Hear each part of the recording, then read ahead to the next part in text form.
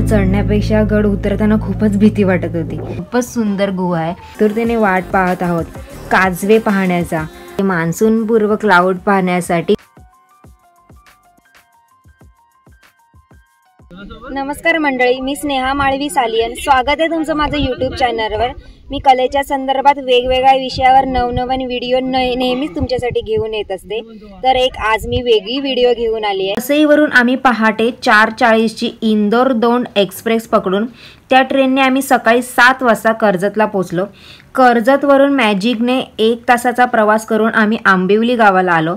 आता आम्ही या आंबिवली गावापासून बेस कॅम्पपर्यंत जाणार आहोत।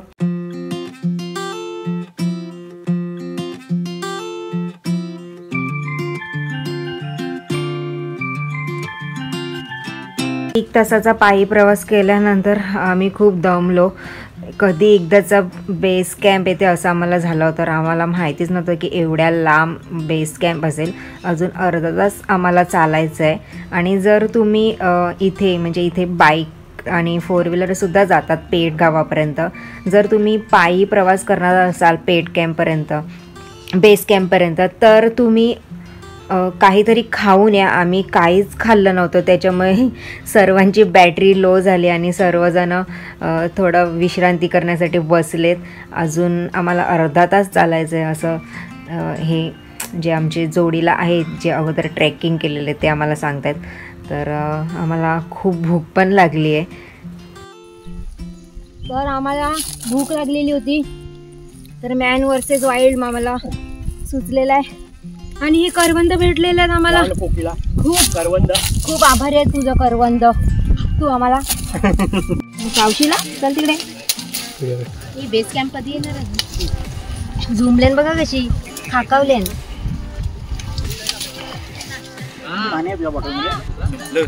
ट्रेन मध्ये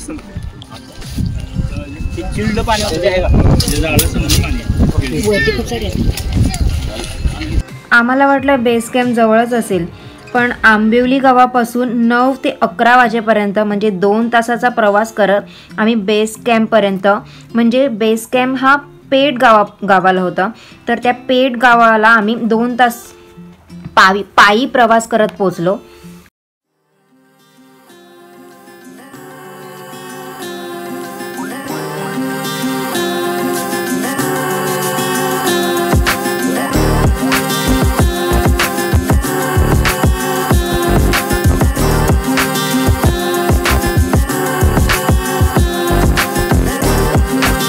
चहा नाश्ता आणि थोड्याशा विश्रांतीनंतर आता मी सुरुवात करत आहोत आमच्या मेन ट्रॅकला। छत्रपती शिवाजी महाराज की जय।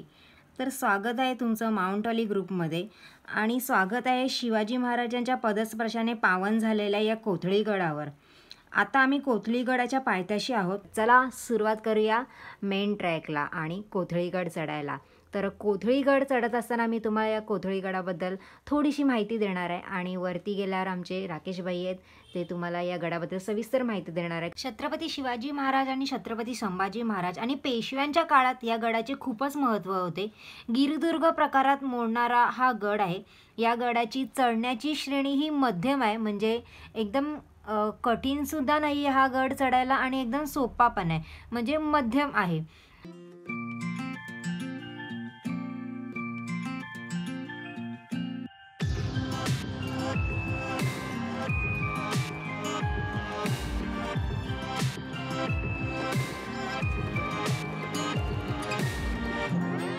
कर्जत भीमाशंकरची जी डोंगर रांग आहे त्या गडामध्ये समाविष्ट आहे। या गडाच्या पायथ्याशी पेठचे गाव असल्यामुळे या गडाला पेठचा गड असेही म्हणतात। तर या गडाला कोथळी गड असेही म्हणतात। तर कोथळी गड हे असे का म्हणतात, तर अखंड पाषाणामधून खोदून म्हणजे संपूर्ण कातळामध्ये ही गुहा खोदलेली आहे, तयार केलेली आहे आणि ह्या गुहेचा आकार कोथळ्यासारखा आहे, त्यामुळे या गडाला कोथळी गड असे म्हणतात। समुद्र सपाटीपासून या गडाची उंची 3100 फूट आहे। कातळ कडाच्या पोटात खोदलेल्या गुहेमध्ये फोटोशूट केल्यानंतर आम्ही आता चाललो आहे पुढे गड चढायला आणि गड चढत आहोत आणि समोरच बघतो तर काय पाण्याने भरलेले हौद आणि त्याच्यामध्ये खूप सारं पाणी आहे तुम्ही पाहू शकता.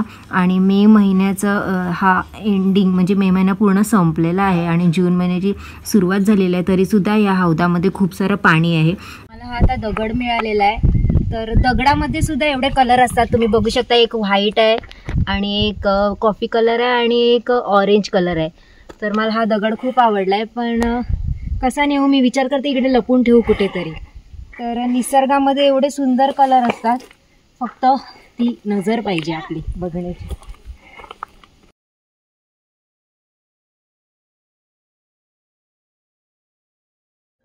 पाण्याच्या हौदाच्या पुढे आल्यानंतर आम्हाला दिसले ते भैरवनाथाचे मंदिर.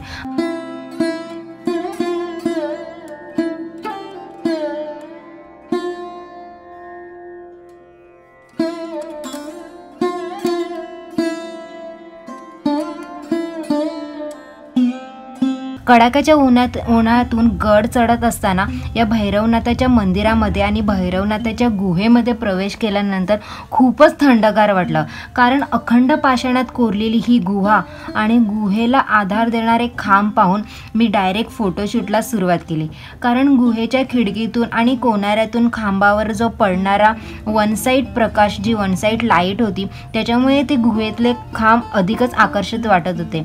आणि मला तर खूप रिलॅक्स वाटलं या गुहेमध्ये येऊन. खूपच सुंदर गुहा आहे. जर तुम्ही या गड चढताना जर ही गुहा लागली तर इथे नक्कीच फोटोशूट करा. खूप कमाल फोटो येतात इथे.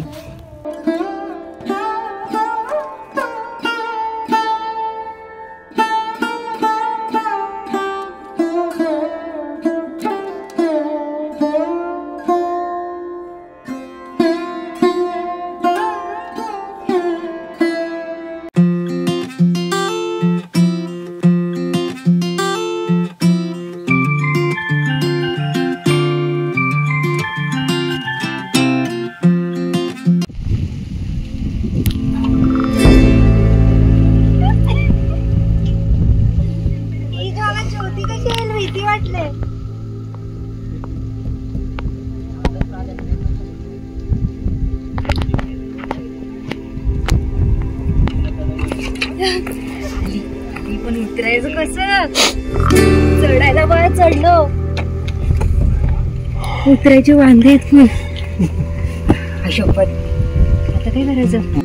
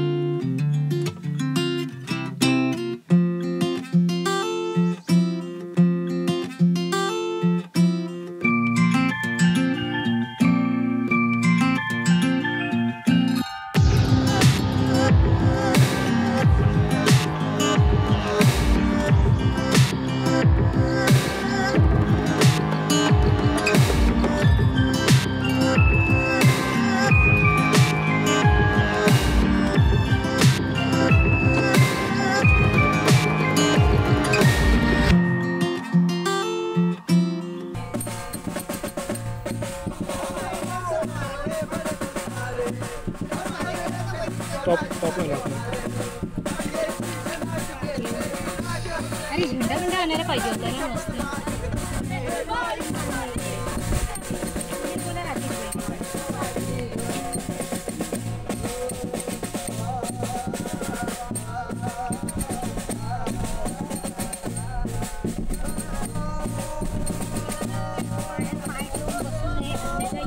कारवाई केली जाईल. जय शिवराय. आपण आता आलेलो आहोत ते कोथलीगडावर. म्हणजे नेरळपासून हा पूर्व दिशेला 19 किलोमीटरपर्यंत आहे. तर कर्जतपासून आपण आलो तर 22 किलोमीटर ईशान्येला हा किल्ला आहे. आणि रायगड जिल्ह्यातील कर्जत तालुक्यातील पेठ गावामध्ये हा किल्ला वसला, म्हणून ह्या किल्ल्याला पेठ किल्ला असंही म्हटलं जातं. 1680मध्ये छत्रपती शिवाजी महाराजांचं देहावसान झालं आणि त्यानंतर संभाजी महाराजांनी या स्वराज्याची धुरा सांभाळली. स्वराज्याचे दुसरे छत्रपती संभाजी महाराज यांनी औरंगजेबाला इतकं वेठीस धरलं की त्याला एकही किल्ला घेता येत नव्हता. त्यामुळे औरंगजेबाने त्याचा एक सरदार अब्दुल कादर याला 1685मध्ये ह्या कोथलीगडाला घेण्यासाठी त्याला पाठवलं. अब्दुल कादर इथे आला, पण या गडावरचे जे किल्लेदार होते ते म्हणजे नारोजी त्र्यंबक. तर या नारोजी त्र्यंबकांकडून तो किल्ला घेणं तेवढं शक्य नव्हतं. म्हणून अब्दुल कादर यांनी काय केलं की गावाच्या आजूबाजूचे लोक होते त्यांनी आधी त्याच्याकडे कामाला ठेवायला सुरुवात केली. पण एक दिवशी काय झालं की हे जे नारोजी त्र्यंबक होते यांना गडावरती रसद आणि दारुगोळा हवा होता. तर तो घेण्यासाठी ते गडावरून खाली दुसऱ्या गावामध्ये गेले आणि ह्या गडाची कमान त्यांनी दुसरे किल्लेदार माणकोजी पांढरे यांच्याकडे दिली. पण शिवाजी महाराजांच्या काळात जे मुन्शी होते काजी हैदर यांनी हा जो माणकोजी पांढरे होता याला आधीच पितूर केले होते. नारोजी त्र्यंबक हे गडाखाली गेलेले असताना ह्या माणकोजी पांढरेने काय केले तर हे ज्या अब्दुल कादरची जी लोकं होती त्यांना मावळ्यांच्या विषामध्ये ह्या किल्ल्याच्या आतमध्ये घेतलं आणि त्या मुघलांनी मावळ्यांच्या वेश त्यांनी परिधान केला होता. त्यामुळे गडावर असणारे जे मावळे होते त्यांना ते ओळखता आले नाही की त्यांना वाटलं ही आपलीच माणसं आहेत. पण त्या मुघलांनी आत घेऊन जी काही कापाकापी सुरू केली तर त्या सर्व मराठ्यांना त्यांनी कापून काढलं. हा या कोथलीगडाचा खरं तर रक्तरंजित इतिहास आहे. आणि अब्दुल कादर याने हा किल्ला जिंकला आणि त्याने हा किल्ला घेतला म्हणून औरंगजेबाने त्याला एक सोन्याची किल्ली सुद्धा पाठवली होती. म्हणून ह्या किल्ल्याला त्यांनी एक नाव ठेवलं मिफ्ताउल फतेह म्हणजे विजयाची किल्ली. पण जे नारोजी त्र्यंबक होते त्यांनी काय केले की जेव्हा गडाखालून त्यांना समजलं की आपला हा गड गेलेला आहे तेव्हा त्यांनी पुन्हा एकदा त्यांच्या मावळ्यांना गोळा करून ह्या गडाला पुन्हा एकदा वेढा दिला. परंतु जुन्नरचे जे किल्लेदार होते अब्दुल खान यांनी त्यांचा आपला मुलगा अब्दुल्ला खान याला पुन्हा एकदा त्यांच्या मदतीसाठी पाठवलं आणि नारोजी त्र्यंबक यांनी जो वेढा दिला होता त्या वेढ्यावरती ह्या अब्दुल्लाने हल्ला केला आणि या हल्ल्यामध्ये त्यांच्यात प्रचंड युद्ध झालं आणि ह्यामध्ये आपले जे नारोजी त्र्यंबक होते ते धारातीर्थी पडले आणि पुन्हा एकदा हा किल्ला या अब्दुल कादर यांच्याकडे गेला. म्हणजे हा किल्ला जवळजवळ संभाजी महाराजांच्या काळात त्यांच्याकडेच होता. आणि त्यानंतर खूप वेळा त्यांनी आक्रमणसुद्धा इथे केलं, मराठ्यांनी प्रयत्न केला. मध्ये त्यांनी 700 मावळे घेऊन या गडावरती शिरण्याचा प्रयत्नसुद्धा केला होता. म्हणजे शिळे आणि दोरी लावून त्यांनी ह्या गडावर चढलेसुद्धा होते, परंतु त्यांचा हा प्रयत्नसुद्धा असफल ठरला. परंतु त्यानंतर मग जवळजवळ ब्रिटिशांनी 1817पर्यंत हा किल्ला त्यांनी त्यांच्या ताब्यात घेतला. पण 1817मध्ये जे दुसरे बाजीराव पेशवे होते यांनी त्यांचे एक सेनानी बापूराव यांना या किल्ल्यावरती पाठवलं आणि त्या बापूरावांनी लढा देऊन 1817मध्ये हा किल्ला इंग्रजांकडून जिंकून घेतला. म्हणजे हा जवळजवळ 1862पर्यंत हा किल्ला आपल्या मराठ्यांकडे होता. परंतु त्यानंतर मग हा किल्ला पुन्हा एकदा ब्रिटिशांनी जिंकून घेतला. तर ह्या कोथलीगडाचा हा रक्तरंजित इतिहास आहे. आपण सर्व जर इथे येणार असाल तर नक्की या गडावरती आपण पाहाल तर खूप सारे पाण्याचे टाके, जवळजवळ 13हून अधिक पाण्याचे टाके इथे आहेत. आणि हा किल्ला खरं तर शस्त्रागार म्हणून इथे वापरला जायचा. संभाजी महाराजांच्या काळात ह्याला खूप मोठे महत्त्व होते. म्हणून तर हा किल्ला ज्याच्या हातात असेल त्याचं सर्व लक्ष हे तळ कोकणावरती लक्ष ठेवण्यासाठी हा किल्ला बांधला गेला होता. आणि ह्याच्या जवळच आपण बघतोय की तिथे पवनचक्क्या दिसत आहेत. त्या पवनचक्क्याच्या त्या साईडला पुणे चालू होतंय आणि इथे रायगड, या दोघांच्या मधली वेज जी आहे त्या पवनचक्क्या तिकडे, तिथून सुद्धा ट्रेकसाठी एक मार्ग आहे, तो त्या घाटावरून येतो. आणि या किल्ल्याला महत्त्व यासाठी आहे कारण की ह्या किल्ल्यावरून आजूबाजूच्या सर्व किल्ल्यांवर आपल्याला लक्ष ठेवता येते. तिथे चंदेरी आहे, माथेरानचं पठारसुद्धा आहे, मलंगगड आहे आणि प्रबलगड सुद्धा आहे, सिद्धगड आहे. म्हणजे यासारख्या आजूबाजूच्या सर्व किल्ल्यांवर लक्ष ठेवण्यासाठी हा खरं तर एक टेहलणीचा किल्ला म्हणून बांधला गेला होता. म्हणून शिवरायांचा एक आठवण, छत्रपती संभाजी महाराजांचा इतिहास आणि मराठ्यांनी हा इथे जो रक्तरंजित इतिहास जर आपल्याला अनुभवायचा असेल तर या कोथलीगडाला नक्की भेट द्या. जय शिवराय. खूप मस्त राकेश भाई यांनी खूप मस्त अशी माहिती दिली जी आम्हाला माहिती नव्हती. आम्ही फक्त ट्रेकिंगला या असं चाललेलं, पण हे राकेश भोईर यांनी या गडाचा इतिहास आम्हाला सांगितला, त्याबद्दल तुमचे खूप आभार. असेच आमच्या जोडीला नेहमी ट्रेकिंगला येत जा आणि आम्हाला अशीच माहिती देत जा. तर तुम्हाला कसं वाटलं? खूप छान. छत्रपती शिवाजी महाराज की जय. जय भवानी, जय शिवाजी. हर हर. राकेश भाई, हे काय आहे म्हणजे ही कोणती पर्वतरांग आहे? सह्याद्रीची पर्वतरांगच आहे ही. आणि इथून आपण बघितलं तर ह्या किल्ल्यावरून आपण चारी बाजूला बघितलं तरी सह्याद्री रांग पसरलेली आहे. त्यामुळे हा किल्ला ह्या सगळ्या डोंगर रांगेपासून वेगळा झालेला आहे. त्यामुळे ह्या किल्ल्याला एक वेगळं महत्त्व आहे कारण की ह्या किल्ल्यावरून सर्व ठिकाणी आपल्याला लक्ष देता येते. पूर्ण चोहो बाजूने जे अलग अलग किल्ले आहेत त्या सर्व किल्ल्या आणि पवनचक्क्यांच्या इथून सुद्धा 2 घाट आहेत. त्या घाटातून खरं तर दळणवळणाचं शिवाजी महाराजांच्या काळात सुद्धा हा घाट वापरला जायचा व्यापारासाठी. त्यामुळे ह्या किल्ल्यावरून त्या घाटावर सुद्धा आपल्याला लक्ष ठेवता येत होतं. आणि मी काय सांगते ते म्हणजे असं सांगतात की शिवाजी महाराजांनी फक्त एकच किल्ला नाही जिंकलेला, कोणता? तो मुरुड जंजिरा. पण आता मला असं माहिती पडलं की हा किल्ला पण त्यांनी नाही जिंकलेला का? नाही, हा शिवाजी महाराजांच्या काळात आपल्या स्वराज्यामध्येच होता. त्यांच्यानंतर संभाजी महाराजांच्या काळात 1680 मध्ये शिवाजी महाराजांचं देवावसन झालं आणि 1685ला औरंगजेबाने अब्दुल कादरला पाठवलं. शिवाजी महाराजांच्या काळात हा किल्ला आपल्या स्वराज्यातच होता. अच्छा. म्हणजे शिवाजी महाराजांनंतर या नंतर संभाजी किल्ल्याची महाराजांच्या काळात त्यांनी हा किल्ला घेतला.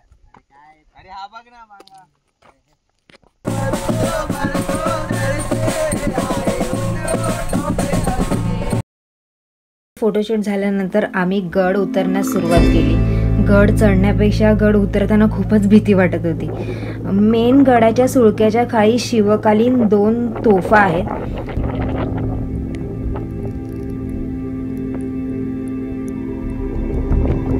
गड संपूर्ण खाली उतरल्यानंतर थोड्याशा विश्रांतीनंतर आणि मस्तपैकी घरगुती जेवण केल्यानंतर आम्ही टेंट बांधायला सुरुवात केली. आत्ता तो क्षण आला आहे ज्याची आम्ही आतुरतेने वाट पाहत आहोत, काजवे पाहण्याचा. आमच्या टेंटच्या इथे सुरुवातीला थोडे काजवे आले होते आणि त्यानंतर गावाच्या थोड्याशा बाहेर 2 झाडावरच या काजव्यांनी तांडव करायला सुरुवात केला. भर उन्हात चालून आलेला थकवा या काजव्याच्या अप्रतिम लाईट शोने कुठे निघून गेलं ते कळलंच नाही. खरंच दिवाळीला लावलेल्या लाईटच्या तोरणाप्रमाणे त्या झाडावर शेकडो छोट्या लाईट्स लावून ते झाड खास आमच्यासाठीच सजवले होते असंच वाटत होतं. निसर्गाच्या या अद्भुत चमत्काराने डोळ्याचे पारणेच फिटून गेले. छत्रपती शिवाजी महाराजांचा राज्याभिषेक कोणत्या गडावरती झाला? प्रश्न परत रिपीट करतो मी. छत्रपती शिवाजी महाराजांचा राज्याभिषेक कोणत्या गडावरती झाला? उभे राजांनी हात वर केला. त्यांनी शेअर नाही करायचं दाद्या, डिस्कस नाही करायचं, डिस्कस नाही करायचं, डिस्कस नका करू रे. कौन बनेगा करोडपती नाही. पाटील मॅडम तुम्ही बोला. Raigad. Okay next. Raigad. Next. Raigad. Next. Raigad. Next. Raigad. Next. Raigad. Raigad. Raigad. बोल. रायगड. 6 जून 1675 रायगडावर. ओके. रायगड. रायगड. मला ह्या ट्रेकमधला सगळ्यात जास्त आवडलेला पार्ट म्हणजे बेस्ट पार्ट म्हणजे शिवचरित्रावर आधारित प्रश्नमंजुषा स्पर्धा. आणि ज्या किल्ल्यावर आपण ट्रेकिंगला आलो आहोत त्या ट्रेकिंगची सर्वसाधारण माहिती आणि त्यांनी आम्हाला या गडाचा सांगितलेला इतिहास. अजून एक क्वेश्चन विचारणार होतो, त्या क्वेश्चन आपण डिसाइड करणार आहे की कोण विनर होणार आहे. ठीक आहे, फक्त त्या दोघांमध्ये टाळ्या वाजवा दोघांसाठी. खूप छान त्यांनी उत्तर दिलेले आहेत आपलं. पुढे तर तुमच्यासाठी दोघांसाठी क्वेश्चन असं आहे की प्रतापगडावरती जेव्हा अफजल खान कळाला क्वेश्चन सर उत्तर. छत्रपती शिवाजी महाराजांनी 2 मावळे घेतले होते. एक होता जिवा महाल, एक होता संभाजी कावजी. जिवा महाल यासाठी घेतला होता कारण की अफजल खान त्याच्या जोडला घेऊन आला होता सय्यद बंडा जेवढा दानपट्टा चालवायचा त्याच ताकदीचा होता जिवा महाला. त्यामुळे सय्यद बंडाने जो शिवाजी महाराजांवर वार केला होता तो वार या सय्यद बंडाने तोडून काढला होता. शिवाजी महाराजांनी कोचला काढला तरी सुद्धा तो कोचला हातात घेऊन हा अफजल खान धावत चाललेला होता पळून जाण्यासाठी. त्याच्या भुयांनी त्याची पालखी उचलली, पण त्यावेळी त्याच्या ताकदीचा कोण होता तर तो होता संभाजी कावजी. आणि शिवाजी महाराजांनी खूप आधी जाणलं होतं की हा मला इथे उपयोगी पडेल, म्हणून त्यांनी ना तानाजीला नेलं, बाजीप्रभू नेलं, कोणाला नाही, त्यांनी संभाजी कावजी नेलं होतं. संभाजी कावजीला असं सांगितलं होतं की तुझं लक्ष फक्त औरंगजेब अफजल खानावरच ठेवायचं आहे. त्यामुळे तो जेव्हा पळून चालला होता तेव्हा त्या संभाजी कावजीने आधी त्या भुयांचे पाय कापले आणि त्यानंतर त्या अफजल खानाचे मुंडके छाटले आणि त्या अफजल खानाचा वध. खूप छान उत्तर दिलेले त्यांनी, अगदी स्पष्टीकरण देऊन त्यांनी उत्तर दिलेलं आहे. तर माउंटेली ग्रुप तर्फे आपण त्यांना एक छोटंसं बक्षीस देणार आहोत.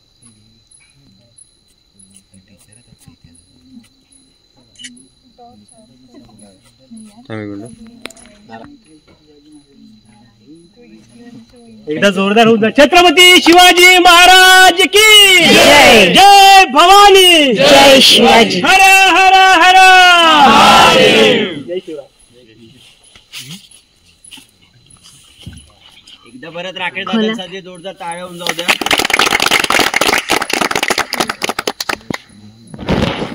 चरित्रावर आधारित या प्रश्नमंजुषा स्पर्धेनंतर आम्हाला संधी मिळाली ती निसर्गाच्या सानिध्यामध्ये टेंटमध्ये राहण्याची. खरंच माझा हा पहिला अनुभव होता, पण खूपच सुंदर अनुभव होता. आणि त्यानंतर आम्हाला झोपताना त्यांनी सांगितलं की तुम्हाला सकाळी उठल्यावर इथे मान्सूनपूर्व क्लाउड्स येतात ते बघायला आपल्याला गडावर जायचं आहे. आणि त्याप्रमाणे आम्ही नियोजन करून झोपलो. आणि आता उजाडलेला आहे दुसरा दिवस आणि आम्ही सकाळीच निघालेलो आहोत ते मान्सूनपूर्व क्लाउड पाहण्यासाठी गडावर.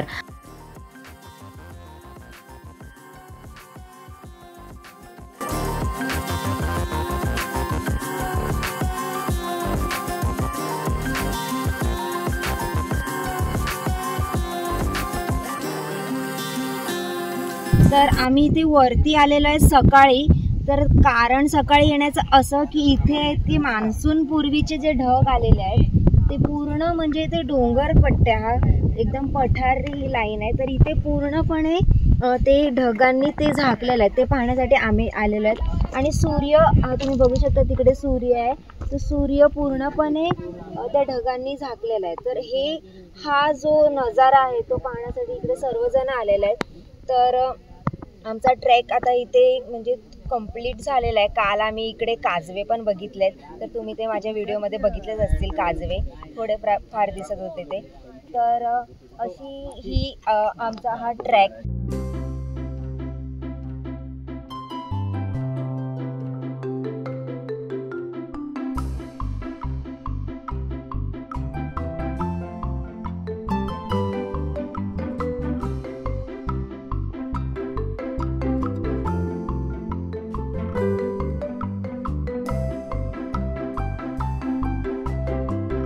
तर मंडळी माझा आत्ताच ट्रॅक पूर्ण झालेला आहे. म्हणजे पूर्ण नाही सांगतायत, मी अजून खाली नाही उतरलेले. तर थोडंसं वरतून म्हणजे मेन जो गड आहे तिथून मी खाली आलेले आहे.